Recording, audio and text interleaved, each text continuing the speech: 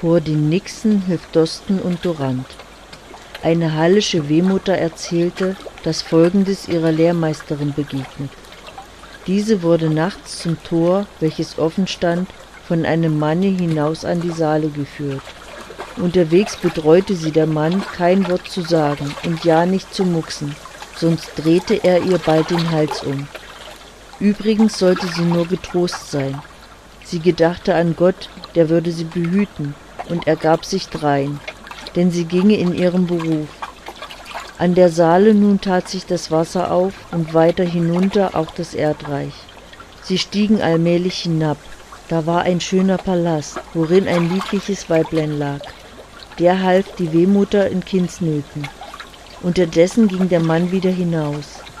Nach glücklicher Verrichtung ihres Amtes redete mitleidend das Weibchen.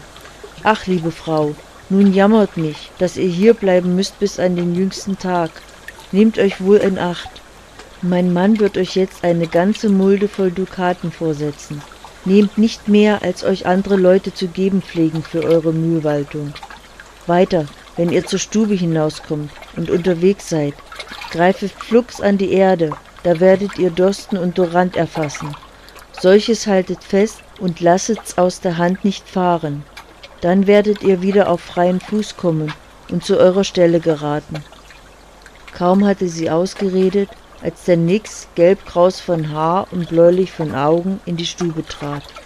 Er hatte eine große Mulde voll Gold und setzte sie in dem schönen, hellen Zimmer der Wehfrau vor, sprechend: »Sieh da, nimm so viel du willst.« Darauf nahm sie einen Goldgülden. Der Nix verzog sein Gesicht und machte grausame Augen und sprach: »Das hast du nicht von dir selber, sondern mit meines Weibes Kalbe gepflügt. Die soll schon dafür leiden. Und nun komm und geh mit mir.« Darauf war sie aufgestanden und er führte sie hinaus. Da bückte sie sich flugs und griff in ihre Hand Drosten und Durand. Der Führer sagte dazu: »Das heißt dich Gott sprechen, und das hast du auch von meinem Weibe gelernt.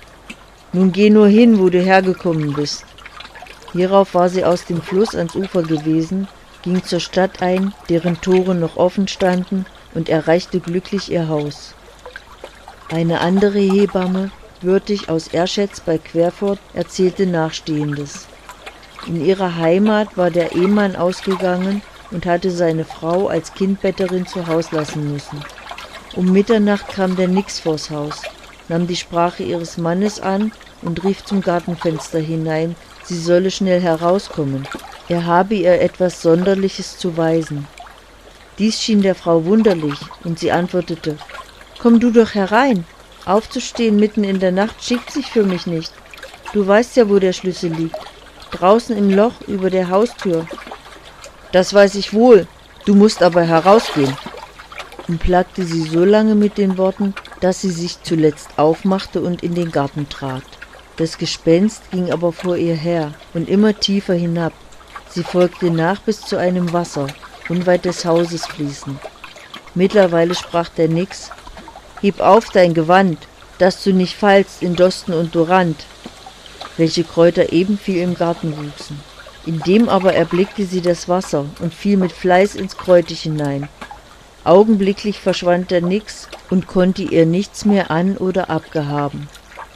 Nach Mitternacht kehrte der Ehemann heim, fand Tür und Stube offen, die Kindermutter nicht im Bett, hub an erbärmlich zu rufen, bis er leise ihre Stimme im Garten vernahm und er sie aus dem Kraut wieder ins Zimmer brachte. Die Wehmütter halten deshalb gar viel auf diese Kräuter und legen sie allenthalben in Betten, Wiegen, Keller, tragen es an sich und lassen andere es bei sich stecken. Die Leipziger Krautweiber führen es häufig feil zu Markte. Einmal soll auch ein Weib um Mittag in den Keller gegangen sein, Bier abzulassen.